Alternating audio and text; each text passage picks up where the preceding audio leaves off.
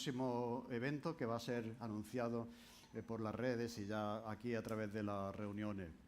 Muy bien, vamos a tener un tiempo de oración porque es un privilegio poder abrir la Biblia y poder descubrir en ella pues tantas cosas, sobre todo cómo Dios ve la iglesia, ¿no? Vamos a orar. Señor, gracias te damos porque tú viniste para dar tu vida por la iglesia, tú has prometido edificar tu iglesia y tú nos has mostrado en la Escritura cómo debe ser la manera en que funcione la iglesia. Señor, gracias porque has contado con nosotros, nos has puesto aquí, Señor, tú nos has traído a cada uno de nosotros aquí. Nadie está aquí por casualidad. Tú quieres hacer algo importante en la vida de cada uno, Señor, y quieres contar con cada uno para la extensión de tu reino, la extensión de tu obra, para llegar con tu amor a otras personas. Así, Señor, que tú usas esta serie para poder también encontrar nuestro lugar en la iglesia.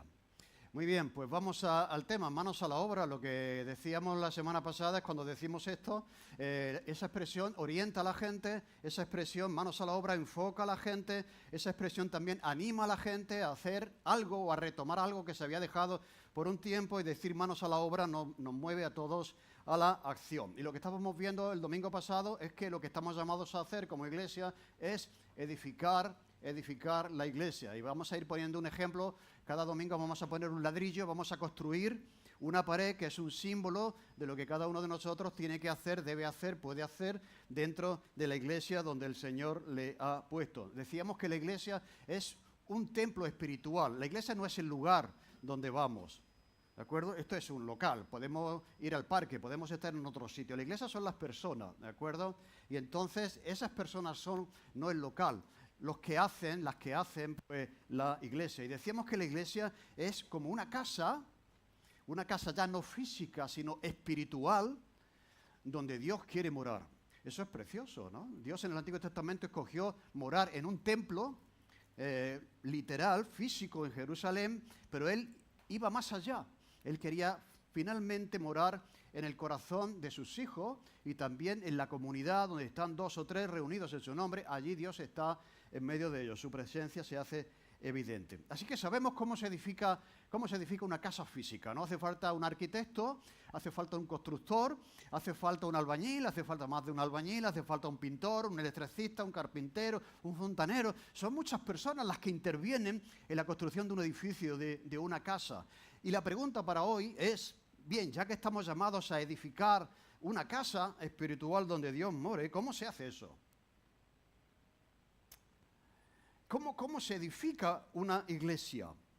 Pues mirad, casi es muy parecido a cómo se edifica una casa física, con la participación de todos los albañiles, que como decíamos la semana pasada, somos albañiles, ¿de acuerdo?, que junto con Jesús, Él ha prometido edificar la iglesia y busca un número de albañiles que se sumen a Él, ¿de acuerdo?, para que juntos edifiquemos la iglesia que el Señor quiere edificar en el mundo. Cuando uno ve las noticias, se da cuenta de la importancia de la iglesia, de que la iglesia es del Señor, ha permanecido a lo largo de los siglos, y de que es necesario que la iglesia esté aquí y siga proclamando el mensaje de la salvación y del evangelio y del amor de Dios para con los hombres. ¿Cómo se edifica la iglesia?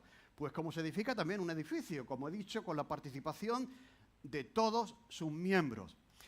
Por ejemplo, los hay albañiles, los hay pintores, los hay fontaneros, entre todos construyen finalmente un edificio. Yo voy a sugerir 4 acciones que construyen la iglesia. La primera, el Señor. El Señor dijo, yo edificaré mi iglesia. Y eso, amigo, eso ya es una garantía, ¿a que sí? Eso ya es un descanso.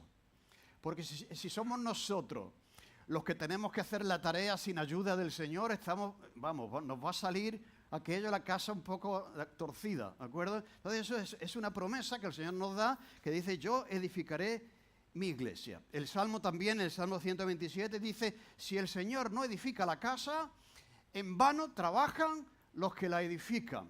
Si el Señor no protege la ciudad, en vano vela la guardia. Por lo demás es que os levantéis temprano, vayáis a trabajar y sudéis, os afanéis, que no vais a conseguir nada, solamente frustración. Por lo tanto, eso es muy importante, ¿no? Sabemos que Dios nos llama a colaborar con Él, pero que Él es el que está edificando la iglesia, pero cuenta contigo como colaborador de la tarea que Él está haciendo.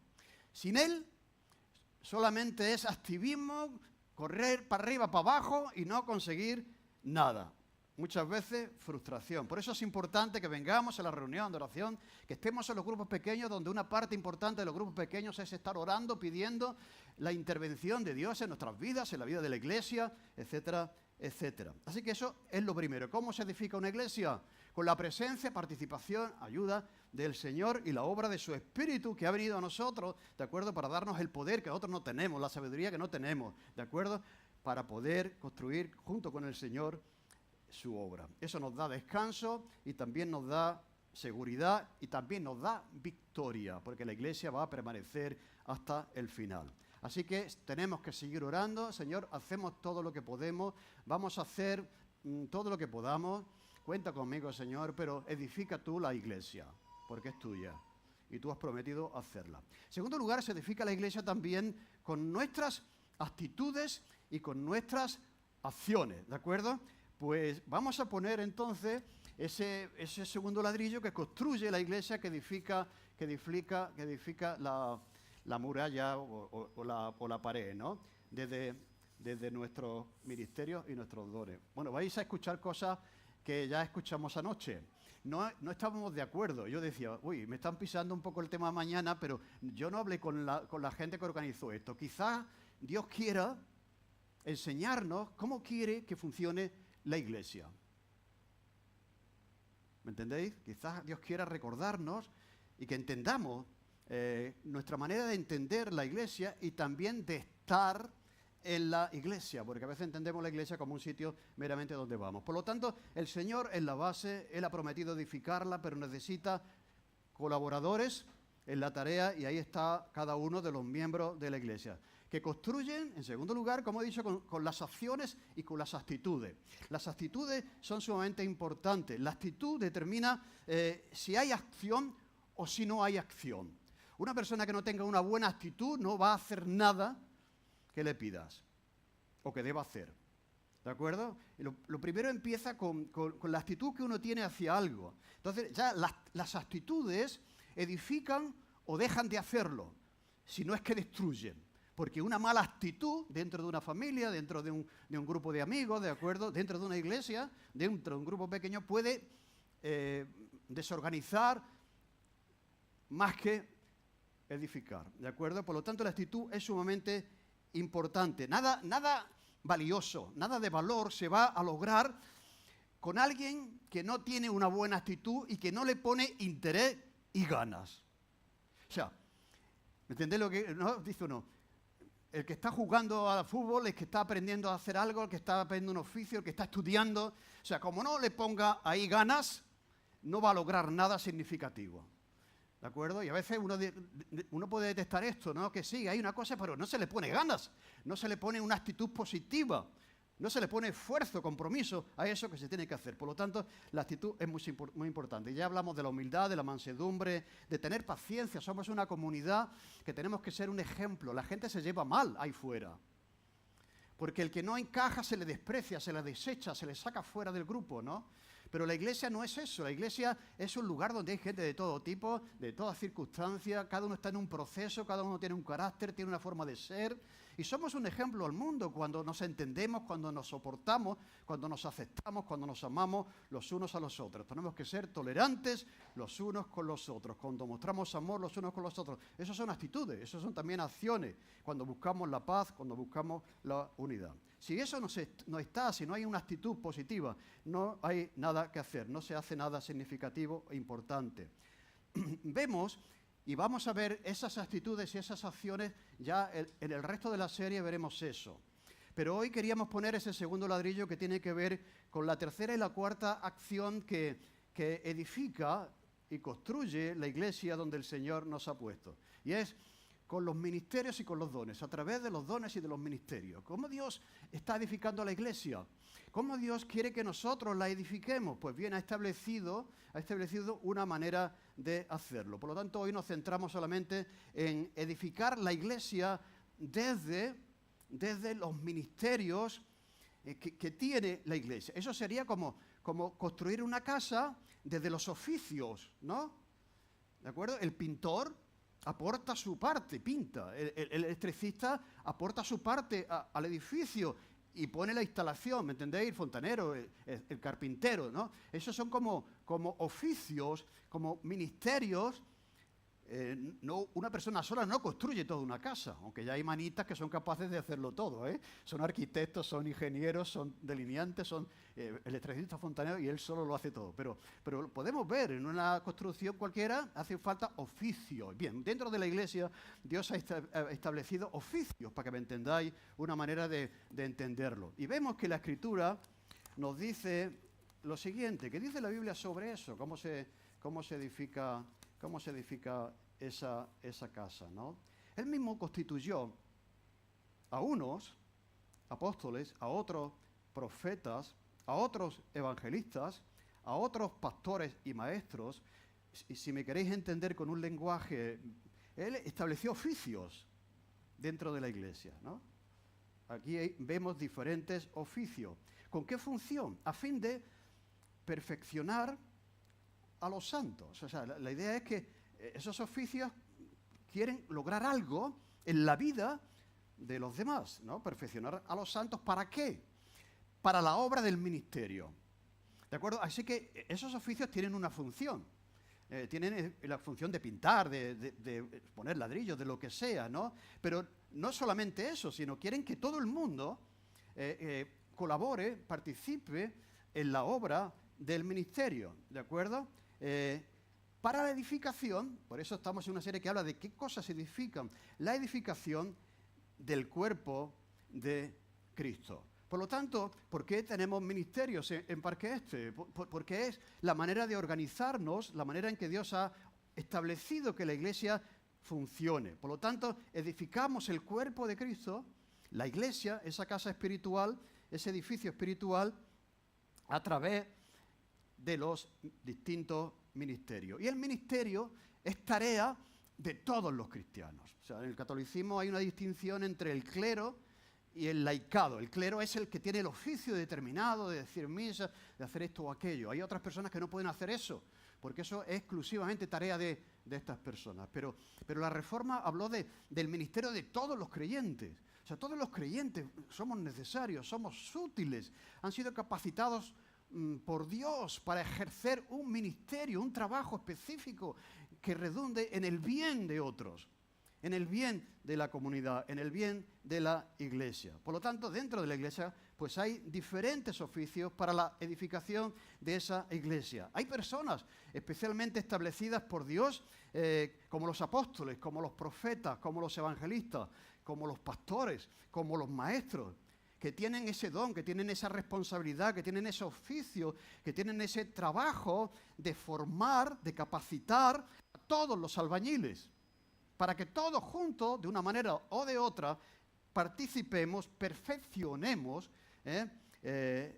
la obra que estamos edificando, para que todos juntos, no uno solo, no dos, no una parte de la iglesia, sino para que todos contribuyamos a la vida de la edificación. Para mí descubrir esto era, cuando yo escuché por primera vez este concepto de lo que la iglesia tal como Dios la ve, digo, madre mía, qué privilegio saber que Dios cuenta contigo. Que tú no sobras, que tú eres valioso para Él, eres valioso también para la edificación de su iglesia. Y que quiere que contribuyas, que formes parte de lo que se está haciendo, levantando, edificando en la iglesia donde Dios está puesto, ¿no? Cuando empezamos Parque Este éramos 4, 5, 6 ladrillos ahí, pero veis, la iglesia va creciendo, va avanzando, ¿de acuerdo? Se va edificando, ¿de acuerdo? Hasta que lleguemos a esa unidad, a esa vida de iglesia que glorifica a Dios y en la cual Dios está presente y se goza de estarlo. Así que edificamos la iglesia Parque Este y todas las iglesias desde los ministerios. Mirad, los ministerios no son actividades locas donde la gente está ahí agobiada y trabajada y se quema. Los ministerios son acciones en favor de personas. Quiero decir, cuando estamos trabajando en Juan Balán, los que están haciendo ese trabajo ese ministerio están ayudando a esos niños en los inicios de su vida. Están estableciendo bases importantes que les van a servir el resto de su vida. ¿Cuántas veces escucha uno testimonios de personas que dicen, yo cuando era pequeño me acuerdo de mi profesor de la escuela dominical que me enseñó estas cosas, ¿no? ¿De acuerdo? Los niños ahí están recibiendo influencia, consejo, enseñanza para el bien futuro de su vida. Cuando vamos arriba a la estación, pues esos niños que están ya en primaria, pues también están siendo formados, instruidos, ayudados, escuchados. Los adolescentes, los novios, los casados, los hombres, las mujeres, por otro lado. Discipulamos a aquellos que empiezan a dar sus primeros pasos en la fe. Hay alguien que tiene el ministerio, el trabajo de enseñarles las cosas fundamentales de la vida cristiana porque no las conoce. Recogemos comida, repartimos ropa para aquellas personas que lo necesitan. El ministerio no es una actividad que se hace sin ton ni son, tiene un propósito y es ayudar, suplir necesidades de otras personas que las tienen. Así que los ministerios ayudan, edifican de diferentes formas y maneras a la persona. Hay aquí una hoja, ya se vio anoche, pero al principio de cada temporada siempre solemos animar a las personas a encontrar su lugar en la iglesia, ¿de acuerdo? Pues hay una hoja aquí con todos los ministerios, una descripción de todo lo que ese ministerio persigue, ¿de acuerdo? Y seguro que hay un sitio para ti. Hay cerca de 30 lugares desde donde los cuales tú puedes hacer algo por el bien de otros, ¿de acuerdo? Siempre me impresiona mucho a alguien que estaba decaído, deprimido, desanimado y tal. Y dice, mamá, no me encuentro bien, estoy decaído. No sé. Dice, anda, hijo, sal a la calle y empieza a hacer algo por alguien. Haz algo por alguien, no por ti mismo solo, ¿no? Y verás cómo empiezas a tener otros sentimientos, ¿no? Demasiado centrados en nosotros, ¿no? En recibir en nosotros. Empieza a hacer algo por alguien y verás cómo la vida cambia. Eso es lo que pretende los ministerios de Parque Este, hacer algo por alguien dentro de la iglesia, fuera de la iglesia. En segundo lugar, también edificamos la iglesia no solamente desde los ministerios, que son los oficios, sino también desde los dones, que son ya los albañiles particulares que forman parte de ese oficio, de ese ministerio. Vamos a ir entonces a ese texto que nos exhorta a eso y dice lo siguiente. No quiero, hermanos, dice Pablo, que ignoréis acerca de los dones espirituales. Para muchas personas esto es nuevo. Aquí no, porque somos cansinos en esto, ¿de acuerdo? Insistimos mucho en esto, ¿no? Hay personas que dicen, pues yo a lo mejor en mi iglesia jamás oí una predicación sobre los dones. Aquí lo vas a escuchar con frecuencia, porque este es el modelo que Dios establece para el funcionamiento de la iglesia. Por lo tanto, no lo ignoren. No quiero, hermanos, que ignoréis acerca de los dones espirituales. Sabéis que cuando erais gentiles, se os extraviaba llevándoos como se os llevaba a los ídolos mudos. Por tanto, os hago saber que nadie que hable por el Espíritu de Dios llama anatema a Jesús, y nadie que puede llamar a Jesús Señor, sino por el Espíritu Santo. O sea, si nosotros decimos Jesús es el Señor, es porque el Espíritu Santo nos ha inspirado, ayudado a decirlo. Ahora bien, hay diversidad de dones, pero el Espíritu es el mismo. Hay diversidad de ministerios, pero el Señor es el mismo.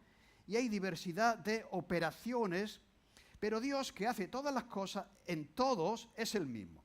Hay diferentes oficios, pero el que impulsa, prepara, capacita a esos oficios es el mismo. Es Dios mismo, ¿no? Dice, pero a cada uno, habla de lo general, de que todos, pero ahora particulariza y dice, pero a cada uno le es dada manifestación del Espíritu para provecho, porque a este es dada por el Espíritu palabra de sabiduría. ¿Veis? Cuando una persona es sabia, no se deja extraviar, por eso dice, no ignoréis acerca de los dones, porque si hay gente sabia, no se va a dejar extraviarse ni llevada de aquí para allá, como dice al principio del texto, ¿de acuerdo? Dice que a unos palabras de sabiduría, a otros palabras de conocimiento, de ciencia, según el mismo Espíritu, a otros palabras de fe por el mismo Espíritu, a otros dones de sanidades por el mismo Espíritu, a otro el hacer milagros, a otro profecía, a otro discernimiento de espíritus, a otro diversos géneros de lenguas y a otro interpretación de lenguas. Pero todas estas cosas las hace uno y el mismo Espíritu, repartiendo cada uno a cada uno en particular, fijaros de nuevo, a cada uno en particular, concretamente a cada uno, como Dios quiere. Porque así como el cuerpo es uno y tiene muchos miembros, pero no todos los miembros del cuerpo, siendo muchos, son uno solo, un solo cuerpo, así también Cristo. Porque por un solo Espíritu fuimos todos bautizados en su cuerpo, seamos judíos o seamos griegos, seamos esclavos, seamos libres, y a todos se nos dio a beber de un mismo Espíritu. Mira, la idea es la maravilla de la iglesia, gente que viene de aquí y de allá, que son judíos, que son gentiles, que son alemanes, que son ingleses, cada uno de su padre, de su madre, sus costumbres, sus tradiciones, sus cosas, ¿no? Pero cuando conocen al Señor, uno en Cristo, tienen el mismo Dios, el mismo Espíritu, y Dios ha repartido a todos, sin distinción, dones espirituales, ¿de acuerdo? Como Él ha querido. Para que nadie diga, yo aquí no cuento, yo aquí no sirvo, yo aquí no, ¿entendéis? Sino que cada uno es valioso, es importante, ha sido capacitado por el Señor para la edificación de la iglesia a través de los dones. Por lo tanto, es muy interesante que Pablo aquí habla de dones, pero habla también de ministerios y operaciones. ¿Lo habéis notado? Dice Pablo que hay dones, muchos, hay ministerios, muchos y hay operaciones. Esto quiere decir que no hay una sola manera de edificar la iglesia. Se puede hacer desde diferentes lugares, ¿de acuerdo? Por ejemplo, a lo mejor la persona que está allí con los niños dice, madre mía, estoy aquí, nadie se percata de que estoy aquí bregando con estas fieras, como a veces se juntan 30 niños. Madre mía, en un espacio tan chiquito y están orando, por favor, un sitio más grande, ¿no? Pero tú eres importante, tú estás edificando la iglesia de donde estás. No estás aquí cantando, ni falta que hace, no, porque no todos son ojos, no todos son oídos, no todos pueden cantar, y gracias a Dios, ¿no? ¿Me entendéis? Pero el que está allí, aunque nadie lo vea, está aportando, construyendo, edificando la iglesia, ¿de acuerdo? Y eso es también algo que nosotros tenemos que, no tienes que ser el otro para sentirte útil.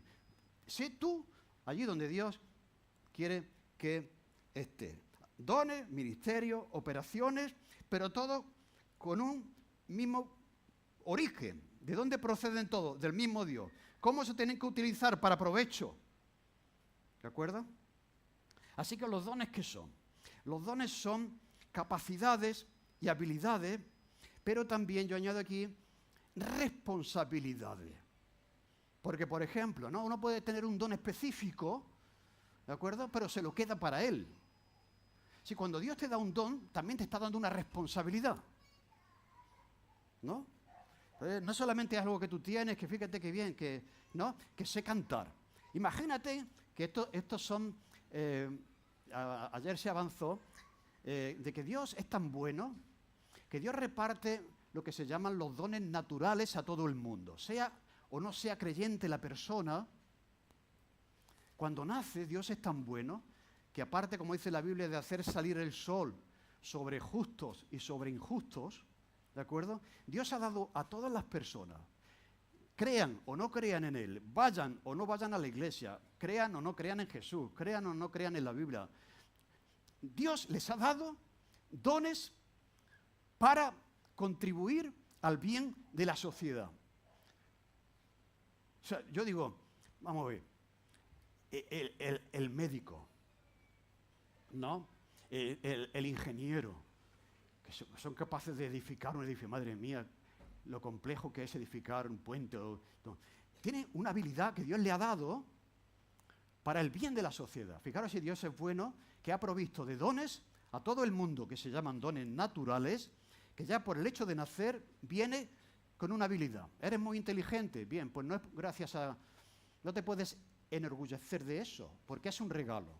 Todo lo que tenemos es un regalo. Decía el otro día que sí, dice Pablo que por Él vivimos, somos y nos movemos. O sea, si tienes vida, si puedes respirar, es porque Dios te da esa capacidad.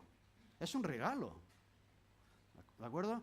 Así que Dios da al que sabe enseñar en la universidad, al que sabe construir un edificio, al ingeniero, al albañil, al carpintero, al zapatero. Todos los oficios están ahí, si lo notáis, para contribuir al bien de la sociedad. ¿Qué haríamos sin médicos? ¿Qué haríamos sin ingenieros? ¿Qué haríamos sin...? ¿Me entendéis lo que quiero decir? Dios ha establecido el mundo así. Pero ahora, a sus hijos todavía ha multiplicado su regalo, porque a eso Dios añade lo que llamamos los dones espirituales. Así que tú tienes dones naturales y tienes también dones espirituales, pero tanto los unos como los otros son para el bien de los demás. Imagínate que tú tienes el don natural de cantar, pero cantas para ti en la ducha. ¿Eso sería un buen ejercicio de ese don natural de cantar? O sea, tú tienes ese don para qué. O sea, imagínate que eres un ingeniero, ¿no? Yo sé cómo se resuelve un matemático, ¿no? O un químico, ¿no? Yo sé cómo se resolvería, o un médico, o un investigador. Yo sé cómo se resuelve este problema, esta enfermedad, el cáncer, pero me lo quedo para mí, ¿no? O sea, Dios te ha dado a ti una inteligencia, una capacidad para que la devuelvas al mundo, para que el mundo funcione. Eso es una manera diferente de entender el trabajo, también entre paréntesis.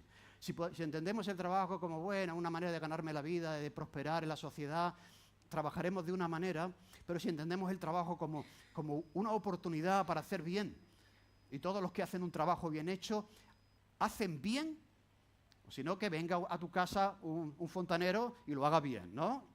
A diferencia de que lo haga mal, ¿no? ¿Me entendéis? Todos los trabajos, cuando se hacen bien, producen un bien, un beneficio para la persona que lo recibe. Pues bien, la Biblia habla también, aparte de esos dones naturales, que no son para que te los quede, también los dones espirituales que tampoco son para que te los quede. Y la Biblia aparece en cinco lugares donde hablan de los dones. Mirad, habla de profecía, que no es adivinar el futuro. Hay mucha gente que entiende que los profetas son aquellos que te dicen, oye, mañana te va a pasar eso. Eso es adivinación y está prohibido en la Biblia. El mismo apóstol Pablo dice que la profecía trata de edificar, exhortar y consolar. O sea, cuando una persona está edificando, enseñando, construyendo, educando, cuando una persona está exhortando, mira, no vayas por ahí, ve por allí, porque aquí, y cuando una persona está consolando porque alguien está pasando por un mal momento, está profetizando. Pues eso es algo necesario. ¿Quién no necesita ser consolado? ¿Quién no necesita ser exhortado? ¿Quién no necesita ser enseñado o instruido, ¿no? Eso es uno de los dones. Otro servicio, ayudar. Hay personas que está ahí en el corazón, servir, ayudar. Son los primeros que se levantan a quitar, a poner la mesa, a poner la silla, a abrir las mesas. El servicio, la ayuda, la enseñanza, la generosidad, el dar, el dirigir, el administrar, el organizar, la misericordia. Esas personas que sienten cuando alguien está pasando por un mal momento, lo sienten, lo sufren como suyo y se acercan y consuelan y ayudan. La sabiduría, el conocimiento, la fe, el evangelista que predica, etcétera, el pastor, etcétera. A la luz de eso, esto sería como una asignatura de seminario, todo el tema de los dones. Por cierto, en un grupo pequeño hicimos todo un manual de dones espirituales y aquí podemos al final descubrir, saber cómo o saber cuáles son nuestros dones. Pero, mira, no hace falta que hagas un té. Yo hace tiempo pensaba que era bueno que la gente descubriese los dones, pero claro, te puedes pasar toda la vida. Se te va la vida y todavía no sabes. Llevo 30 años en la iglesia, todavía no sé cuál es mi don. Mira, empieza a hacer algo. Empieza a servir allí donde haga falta. Y ya en ese servicio cotidiano va a decir, mira, esto no es lo mío. Oye, hace falta gente para que nos ayude con los niños. Pues vete para allá. Pero a lo mejor dice, uy, esto es más difícil de lo que yo pensaba, yo no estoy capacitado para esto. Bueno, no pasa nada, pero veis, ¿cómo se descubre el don? No va a ser algo que tú recibes de una señal del cielo, va a ser en el ejercicio, en el trabajo, en el servicio, en diferentes lugares de la iglesia y tal, que tú vas a ver, vas a descubrir finalmente cuál es tu sitio, cuál es tu lugar. Pero como decía, a la luz de todo esto, hay unas cosas que vamos a decir rápidamente para que tengamos una idea. En primer lugar, no tenemos que ignorar el tema de los dones espirituales. Dios nos llama eso no es para mí, ¿no? En segundo lugar, que hay diversidad de dones, ministerios y operaciones. En tercer lugar, que a cada uno le es dada la manifestación de un don que viene del Espíritu para el provecho de otro. Eso también está por toda la enseñanza de los dones. También que el Espíritu de Dios reparte como Él quiere. Como Él quiere, no como tú quieres, sino como Él quiere. Porque Él te ha creado y sabe mejor que tú dónde serías más eficiente, dónde serías más eficaz. Acepta Lo mismo que tiene uno que aceptar como uno es, alto, bajo, como sea, ¿de acuerdo? Uno tiene que aceptar también que es el Señor el que da dones como Él quiere, porque tiene un propósito específico para ti, de acuerdo a ese don que Él da. También hay sentido, propósito y utilidad, también junto con el gozo, cuando usamos nuestro don. Hay un sentido de propósito. Una persona que dice, pues me encantan los niños y además estoy involucrada en el ministerio de los niños, esa persona tiene un motivo, un propósito en su vida, ¿no? Los dones te dan propósito, te dan sentido de utilidad, puesto que todos son útiles en la iglesia, y te da gozo porque estás sirviendo a otro. La voluntad de Dios para tu vida, cuando hablamos, bueno, ¿cuál será la voluntad de Dios para mi vida? O quiero saber cuál es la voluntad de Dios para mi vida, pues yo pienso que tendrá que ver con el don que te ha dado. ¿No? O sea, cuando Dios te da un don, por ejemplo, vamos a poner que dice uno, pues, enseñar, muy bueno enseñando, pues quizás Dios quiera que tú vayas por ese camino y no por otro, ¿de acuerdo? La voluntad de Dios para tu vida tendrá mucho que ver con el don que el Señor te ha dado, por eso es importante que conozcas el don que el Señor te ha dado. Hay realización personal cuando usamos nuestros dones, y los dones son para provecho, no propio, sino para provecho de otros. Y Dios quiere que cada uno no solamente conozca su don, sino que también lo use. Esto es tremendo, es extraordinario. Eres valioso, eres importante, estás capacitado por el Espíritu de Dios para ser útil, para servir, para ayudar, para construir, para edificar la iglesia a través de los dones y por medio de un ministerio. Por lo tanto, estamos llamados a edificar algo. Dice la Biblia, una casa donde Dios mora, y es tarea de todos los cristianos. ¿Cómo se edifica esa casa? Con la ayuda del Señor, con la obra de su Espíritu. Por eso tenemos que clamar y pedir, Señor, edifica la iglesia, es tuya. Señor, te necesitamos. Señor, tengo que dar una clase a los niños. Busca al Señor. Señor, te necesito. Dame tú la fuerza, dame el ánimo, dame la sabiduría. ¿Me entendéis, no? Es el Señor el que está por encima de todo lo demás. Con la ayuda del Señor, con la obra de su Espíritu, con la actitud que tú tengas de decir, sí, cuenta conmigo, lo voy a hacer, y lo voy a hacer de la mejor manera posible. Voy a poner las ganas, voy a poner el interés, voy a poner la agenda a la disposición de la obra a la que Dios me llama, con nuestras acciones, con nuestros dones y también con nuestro ministerio. ¿Sabes una cosa? Tú no estás, ni tú ni yo, estás sentado en esta silla esta mañana aquí por casualidad. ¿Por qué crees tú que Dios ha venido a tu vida? ¿Por qué crees tú que el Señor te ha salvado? ¿Por qué crees tú que el Señor te ha incorporado a su pueblo, que es su iglesia?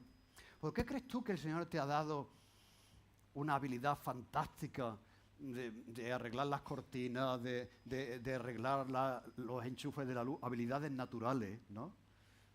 ¿Por qué crees tú que Dios te ha dado dones espirituales?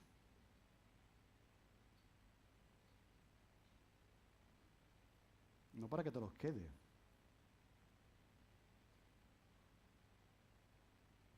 Sino para que los pongas a disposición de la iglesia, para el bien de otros, para que uses esos dones de acuerdo a su propósito, ¿no? O sea, si tú eres un manitas y tu vecino lo sabe, cuando se le rompa la persiana, vendrá y dice, oye vecino, ¿me puede echar una mano? ¿No? ¿Por qué crees que Dios te ha dado la posibilidad de arreglar los enchufes? Pues para que ayude a tus vecinos. O sea, ¿no? O sea, primero para que lo arregles en casa. Porque tu mujer te está diciendo, oye, mira, que eres en casa del herrero, cuchara de palo. O sea, hombre, arregla el enchufe, que eres electricista, ¿no? Que no tengo que llamar al electricista, ¿no? O sea, pero ¿veis de qué sirve tener una habilidad que Dios te la ha dado para que le honres en la sociedad, en el mundo? Si sabes cantar, Canta. Qué bien nos hace escuchar cantar a alguien, ¿no? Cuando uno entiende esto, dice uno, oye, si fulanito de tal canta, o toca la guitarra, o toca el piano, no es porque es más listo que los demás, es porque mira qué bueno Dios que le ha dado a esta persona esta habilidad de hacer eso. Si el cirujano salva a una persona de la muerte, por una es que el cirujano es fantástico, un tío, se le sube el orgullo arriba, ¿no? Mira qué bueno que Dios ha dado a alguien la capacidad de salvar la vida a otro, ¿me entendéis? Entonces, a través de nuestros dones naturales, que los tienen todos pueden hacer algo, podemos honrar a Dios cuando le decimos al vecino, cuenta contigo, ¿de acuerdo? Cuenta conmigo, perdón, ¿de acuerdo? Pues eso. Pero lo mismo ocurre en la iglesia, ¿no? Alguien te puede decir, oye, necesitamos gente aquí en la bienvenida, necesitamos gente en la cafetería, necesitamos gente en Guambalá, en la estación, ¿no? No, yo me quedo aquí sentado, ¿no? No es tu vocación, no has sido llamado a eso. Tienes que andar conforme a la vocación con la que has sido llamado. Y Dios te ha traído aquí, te ha salvado, te ha redimido, te ha incorporado a su iglesia, te ha dado la salvación eterna, un lugar en el cielo, te ha capacitado para que lo uses para su gloria. Para que desde donde te ha puesto edifique su cuerpo, su casa espiritual donde Él more. Ahí vamos a encontrar el verdadero sentido a la vida, la verdadera satisfacción. Dice Jesús, yo no he venido a ser servido, sino a servir. Bienaventurado es más dar que recibir. O sea, cuando salimos de nosotros mismos para pensar en las necesidades de los demás, encontramos realmente la felicidad. Así que puedes servir porque Dios te ha capacitado para que lo hagas. Puedes ayudar porque Dios ha dado a personas capacidades para ayudar. Puedes enseñar porque Dios ha capacitado a algunos para enseñar. Puedes mostrar generosidad porque el Señor te ha bendecido materialmente para que puedas ser generoso. Puedes dirigir porque tienes esa habilidad de organizar. Puedes administrar, puedes organizar. Puedes mostrar misericordia porque hay personas que tienen un corazón misericordioso para otros. Puedes dar un consejo sabio porque eres una persona con el don de la sabiduría. Sabes lo que dice, sabes lo que aconseja. Puedes conocer la palabra y compartirla. Puedes compartir la fe porque todos estamos llamados a hacerlo, pero hay algunos que tienen el don de evangelismo, que son las personas que son capaces de compartir el evangelio de manera extraordinaria. Y puedes tener fe. Las personas que tienen fe, que Dios puede hacer mucho más de lo que estamos viviendo, que soñamos, que esperamos, que trabajamos, que aspiramos a algo más grande de lo que tenemos ahora, que queremos dejar a los que vengan una iglesia mejor de la que nosotros encontramos, que queremos ver la iglesia de Parque Este crecer, avanzar, para ser de influencia en la ciudad de Sevilla. Hay dos formas de estar en un partido de fútbol, ¿no? Sentado desde la grada o en el campo jugando el partido, viéndolo desde arriba o jugándolo desde el campo. Desde el punto de vista de cómo Dios ve la iglesia, nadie puede estar sentado en la grada, viendo cómo se desarrolla el partido, comiendo pipas o el bocadillo, ¿no? Diciendo al otro, corre más, que no has fallado, todo, árbitro. Es muy fácil ver las cosas desde la grada. Pero Dios nos llama a todos a salir de la grada y saltar al campo y con la ayuda del Señor, con los dones, las habilidades que Él nos ha dado, ser de ayuda para otros y de esa manera edificar y construir esa casa donde Él mora. Por lo tanto, hermanos, hermanas, manos a la obra.